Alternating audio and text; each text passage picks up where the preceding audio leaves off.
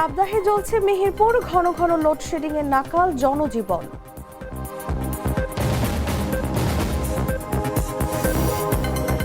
উচ্ছেদ হওয়া হকারদের দ্রুত পুনর্বাসনের নির্দেশ প্রধানমন্ত্রীর।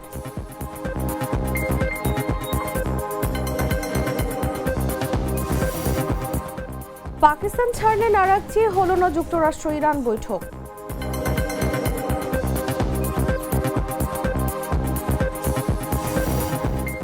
নৈশভোজের সময় বিকট শব্দ, সরিয়ে নেওয়া হলো ট্রাম্পকে, হামলাকারী আটক।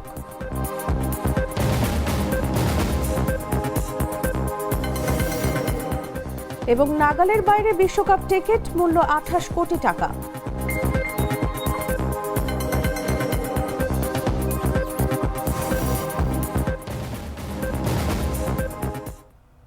এতক্ষণ শুনছিলেন সংবাদ শিরোনাম। দর্শক আমন্ত্রণ বেলা 11টার সংবাদে, সাথে আছি আমি তাসলিমা তিথি।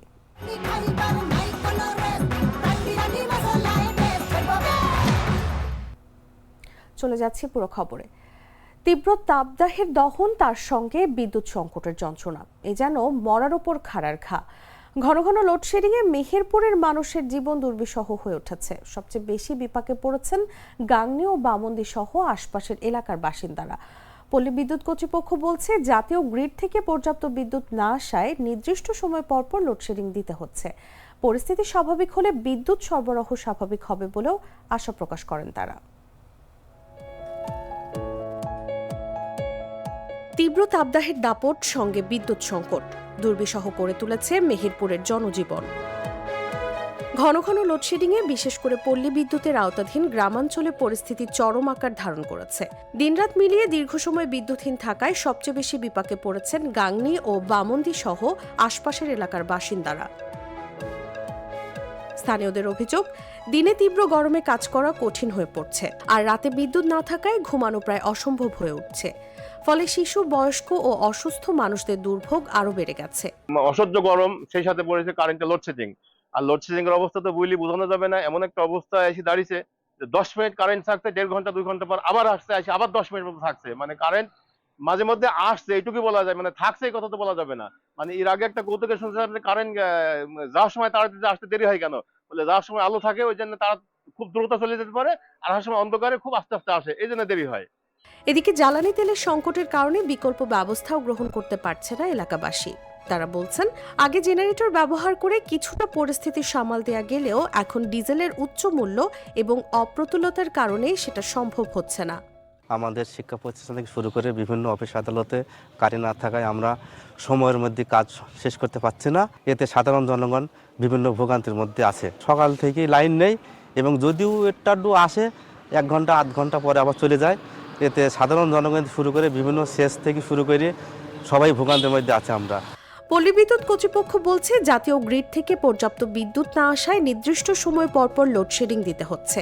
পরিস্থিতি স্বাভাবিক হলে বিদ্যুৎ সরবরাহ স্বাভাবিক হবে বলেও আশা প্রকাশ করেন তারা। আমাদের মেহেরপুরের চাহিদা 55 থেকে 60 মেগাওয়াট, কিন্তু তীব্র গরমের কারণে আমরা পাচ্ছি 35 থেকে 40 মেগাওয়াট।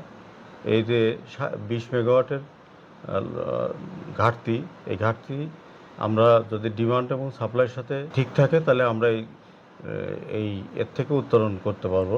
ডিমান্ডের সাথে যদি সাপ্লাই আমরা পাই তাহলে আমাদের কোনো লোডশেডিং থাকবে না। আমরা গ্রাহকের নির্বিচ্ছিন্ন বিদ্যুৎ দিতে পারবো আশা করি। তাপদাহের দাপট আর বিদ্যুৎ সংকটে বিপর্যস্ত মেহেরপুরের স্বস্তির অপেক্ষায় জনজীবন।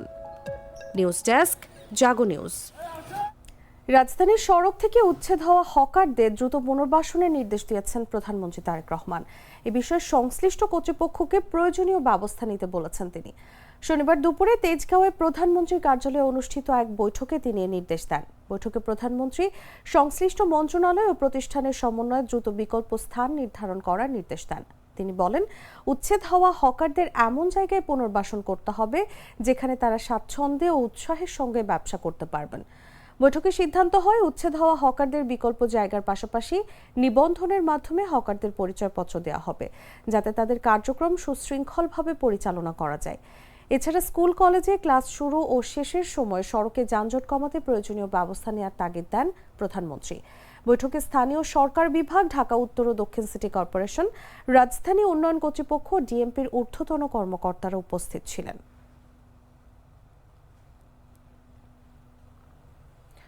সন্ধ্যার মধ্যে দেশের 6 অঞ্চলে ঘন্টায় 60 থেকে 80 কিলোমিটার বেগে অস্থায়ীভাবে ঝোড়ো হাওয়া বয়ে যেতে পারে। সেই সঙ্গে বৃষ্টি অথবা বজ্রসহ বৃষ্টি হতে পারে বলে জানিয়েছে আবহাওয়া অধিদপ্তর। রোববার সকাল 9টা থেকে সন্ধ্যা 6টা পর্যন্ত দেশের অভ্যন্তরীণ নদীবন্দরগুলোর জন্য দেয়া আবহাওয়ার পূর্বাভাসে এ তথ্য বলা হয়েছে। আবহাওয়া অধিদপ্তর জানিয়েছে, রংপুর, বগুড়া, পাবনা, টাঙ্গাইল, ময়মনসিংহ এবং সিলেট অঞ্চলের ওপর দিয়ে পশ্চিম বা উত্তর পশ্চিম দিক থেকে ঘন্টায় 60 থেকে 80 কিলোমিটার বেগে অস্থায়ীভাবে ঝোড়ো হাওয়া বয়ে যেতে পারে। সেই সঙ্গে বৃষ্টি অথবা বজ্রসহ বৃষ্টি হতে পারে। এসব এলাকার নৌবন্দরগুলোকে 2 নম্বর নৌ হুঁশিয়ারি সংকেত দেখাতে বলা হয়েছে। আমি তো মশলা বদলে ফেলেছি, এবার আপনিও বদলে ফেলুন। একবার প্রাণ গুঁড়া মশলা ব্যবহার করেই দেখুন। জানাবো আন্তর্জাতিক সংবাদ।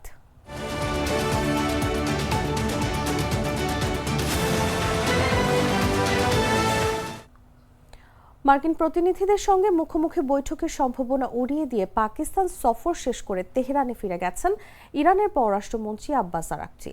শনিবার মার্কিন প্রেসিডেন্ট ডোনাল্ড ট্রাম্পের বিশেষ প্রতিনিধিদের ইসলামাবাদে পৌঁছানোর কথা থাকলেও তাদের সাথে কোনো ধরনের সাক্ষাৎ ছাড়াই আরাকচি পাকিস্তান ত্যাগ করেন।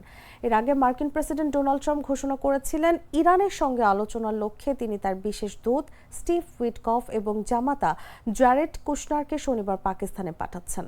এমনকি হোয়াইট হাউস জানিয়েছিল, প্রয়োজন হলে ভাইস প্রেসিডেন্ট জেডি ভ্যান্সও সেখানে যাওয়ার জন্য প্রস্তুত। তবে আরাকচি পাকিস্তানে পৌঁছানোর পরপরই ইরানের পক্ষ থেকে সাফ জানিয়ে দেওয়া হয়, এই সফরে মার্কিন সরকারের প্রতিনিধিদের সঙ্গে কোনো সরাসরি আলোচনায় বসবে না তেহরান। শেষ পর্যন্ত মার্কিন প্রতিনিধিরা ইসলামাবাদে পৌঁছানোর আগেই আরাকচি তার সফর সংক্ষিপ্ত করে বিদায় নেন।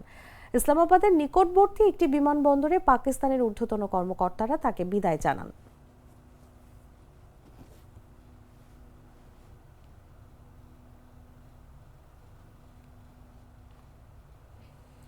যুক্তরাষ্ট্রের রাজধানী ওয়াশিংটনে মার্কিন প্রেসিডেন্ট ডোনাল্ড ট্রাম্পের উপস্থিতিতে আয়োজিত অনুষ্ঠানের বাইরে গুলির ঘটনায় হামলাকারীকে আটক করা হয়েছে। সামাজিক যোগাযোগ মাধ্যমে বিষয়টি নিজেই নিশ্চিত করেছেন ট্রাম্প। এই ঘটনায় ট্রাম্প এবং ভাইস প্রেসিডেন্ট জেডি ভ্যান্স অক্ষত রয়েছেন। আইনশৃঙ্খলা বাহিনীর এক কর্মকর্তা জানিয়েছেন, এক পুলিশ সদস্য বুলেট প্রুফ জ্যাকেটে গুলিবিদ্ধ হয়েছেন, তবে তিনি আশঙ্কামুক্ত। বিস্তারিত জাগো ডেস্ক রিপোর্টে।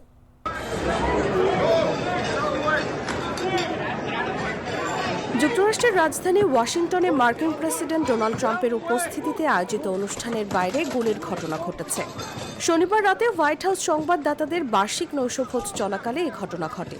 ওয়াশিংটনের ওয়াশিংটন হিলটন হোটেলে আয়োজিত অনুষ্ঠানের বলরুমের বাইরে গুলির শব্দ শোনা যায়।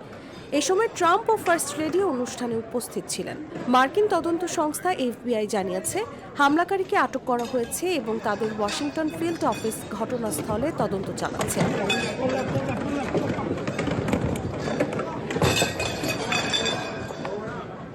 ট্রাম্পও সামাজিক যোগাযোগ মাধ্যমে জানিয়েছেন, বন্দুকধারীকে আটক করা হয়েছে। এই ঘটনায় ট্রাম্প এবং ভাইস প্রেসিডেন্ট জেডি ভ্যান্স অক্ষত রয়েছেন। আইনশৃঙ্খলা বাহিনীর এক কর্মকর্তা জানিয়েছেন, এক পুলিশ সদস্য বুলেট প্রুফ জ্যাকেটে গুলিবিদ্ধ হয়েছেন, তবে তিনি আশঙ্কামুক্ত।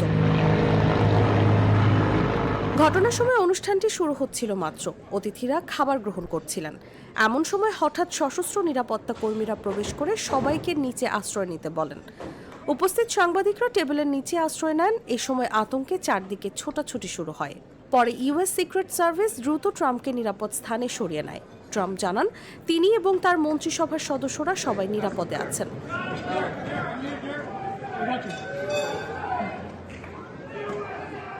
সিক্রেট সার্ভিস জানিয়েছে, গুলির ঘটনা ঘটেছে অনুষ্ঠান স্থলের একটি তল্লাশি এলাকায়। তবে হতাহতের বিষয়ে তাৎক্ষণিকভাবে বিস্তারিত কিছু জানানো হয়নি। প্রত্যক্ষদর্শীরা জানিয়েছেন, অন্তত 5টি গুলির শব্দ শোনা গেছে। ঘটনার পর অনুষ্ঠানটি স্থগিত করা হয়েছে এবং আগামী 30 দিনের মধ্যে এটি ফের আয়োজন করা হবে। নিউজ ডেস্ক, জাগো নিউজ। ওয়াশিংটনে মার্কিন প্রেসিডেন্ট ডোনাল্ড ট্রাম্পের উপস্থিতিতে আয়োজিত অনুষ্ঠানের বাইরে গুলির ঘটনার সঙ্গে ইরান যুদ্ধের কোনো সম্পর্ক নেই বলে জানিয়েছেন তিনি। শনিবার রাতে হোয়াইট হাউস সংবাদদাতাদের বার্ষিক নৈশভোজ চলাকালে এ ঘটনা ঘটে। ওয়াশিংটনের ওয়াশিংটন হিলটন হোটেলে আয়োজিত অনুষ্ঠানের বলরুমের বাইরে গুলির শব্দ শোনা যায়। এ সময় ট্রাম্প ও ফার্স্ট লেডি সেখানে উপস্থিত ছিলেন। ঘটনার কিছুক্ষণ পর সংবাদ ব্রিফিংয়ে এসে ট্রাম্প জানান, প্রথমে তিনি গুলির শব্দকে কোনো কিছু পড়ে যাওয়ার আওয়াজ মনে করেছিলেন, তবে ফার্স্ট লেডি সঙ্গে সঙ্গে বুঝতে পারেন এটি গুলির শব্দ। হামলাকারীর উদ্দেশ্য এখানে স্পষ্ট নয় জানিয়ে ট্রাম্প বলেন, আটক ব্যক্তিকে খুবই সন্দেহজনক মনে হয়েছে। আইনশৃঙ্খলা বাহিনী ধারণা করছে হামলাকারী এককভাবেই হামলা চালিয়েছে। এই ঘটনার সঙ্গে ইরান যুদ্ধের কোনো সম্পর্ক নেই বলেও মন্তব্য করেন তিনি। Incredibly acted upon by Secret Service and law enforcement, and this was an event dedicated to freedom of speech that was supposed to bring together members of both parties with members of the press, and in a certain way it did, because the fact that they just unified, I saw a room that was just totally unified. It was in one way very beautiful, a very beautiful thing to see. A man charged a security checkpoint armed with multiple weapons, and he was taken down by some very brave members of Secret Service, and they acted. বাছাইকৃত লাল সরিষার দানা থেকে তৈরি হয় প্রাণ সরিষার তেল, আসল ঝাঁঝে আসল স্বাদে। জানাবো খেলার খবর।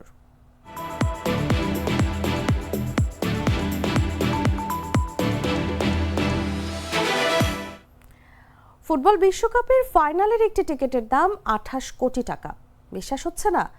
সত্যি অবিশ্বাস্য ব্যাপার তৈরি হয়েছে বিশ্বকাপ ফাইনালের টিকিট ঘিরে। ফিফার পুনর্বিক্রয় ওয়েবসাইটে নতুন করে 4টি টিকিট বিক্রির জন্য এমন আকাশচুম্বী মূল্য নির্ধারণ করা হয়েছে। বিস্তারিত জাগো ডেস্ক রিপোর্টে। ফুটবল ম্যাচের টিকিটের দামই যেখানে কোটি টাকায় পৌঁছে যায়, সেটা নিঃসন্দেহে অবাক করার মতো খবর। ফিফার 2026 বিশ্বকাপ ফাইনাল ঘিরে এমনই চমক তৈরি হয়েছে। ব্রিটিশ সংবাদ মাধ্যম দ্য গার্ডিয়ান জানিয়েছে, ফিফার রিসেল সাইটে ফাইনালের 4টি টিকিট বিক্রির জন্য তোলা হয়েছে, যার প্রতিটির দাম প্রায় $23 লাখ।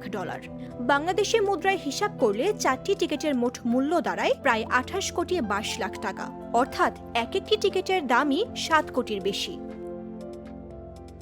আগামী 19 জুলাই যুক্তরাষ্ট্রের নিউ জার্সির মেটলাইফ স্টেডিয়ামে অনুষ্ঠিত হবে এই ফাইনাল ম্যাচ। বিক্রির জন্য রাখা টিকিটগুলো স্টেডিয়ামের 45 নম্বর সারির 124 নম্বর ব্লকের 33 থেকে 36 নম্বর আসনের। মূল টিকিটের দাম নিয়ন্ত্রণে রাখলেও ফিফা তাদের রিসেল বা এক্সচেঞ্জ মার্কেট প্লেসে দামের ওপর সরাসরি নিয়ন্ত্রণ রাখতে পারে না। তবে প্রতিটি টিকিট বিক্রির ক্ষেত্রে ক্রেতা ও বিক্রেতা দুই পক্ষ থেকেই 15% করে ফি নেয় ফিফা। ফলে এই বিশাল অঙ্কের লেনদেনের একটি বড় অংশই সংস্থাটির আয় হিসেবে যুক্ত হবে। অন্যদিকে আনুষ্ঠানিক টিকিটের দামও কম নয়। সর্বনিম্ন টিকিটের মূল্য ধরা হয়েছে প্রায় $10,923, যা বাংলাদেশের টাকায় প্রায় 13 লাখ টাকার কাছাকাছি। 2022 বিশ্বকাপের তুলনায় এবার টিকিটের দাম অন্তত 4 গুণ বেশি হতে পারে বলে আগেই জানা গিয়েছিল। সব মিলিয়ে বলা যায়, ফুটবল বিশ্বকাপ এখন শুধু আবেগের খেলা নয়, এটি হয়ে উঠেছে বিশাল অর্থনৈতিক বাস্তবতারও প্রতিচ্ছবি। মামদুহা রাইসা, জাগো নিউজ। সংবাদ শেষ করার আগে শিরোনামগুলো জানিয়ে দিচ্ছি আরো একবার।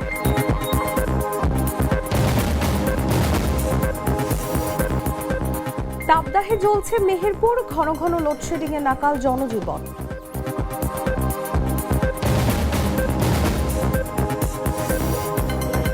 উচ্ছেদ হওয়া হকারদের দ্রুত পুনর্বাসনের নির্দেশ প্রধানমন্ত্রীর।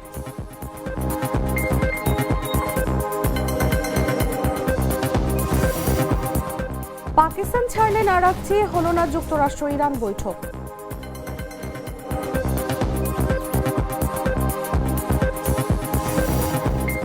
নৈশভোজের সময় বিকট শব্দ, সরিয়ে নেওয়া হলো ট্রাম্পকে, হামলাকারী আটক।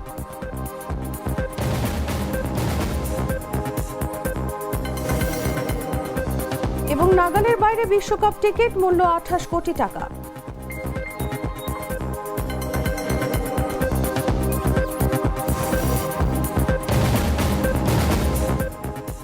দর্শক, এই ছিল এখনকার মতো। এরপর দেখবেন দুপুর 1টা নিউজ। প্রতি মুহূর্তে সর্বশেষ খবর জানতে ভিজিট করুন jagonews24.com।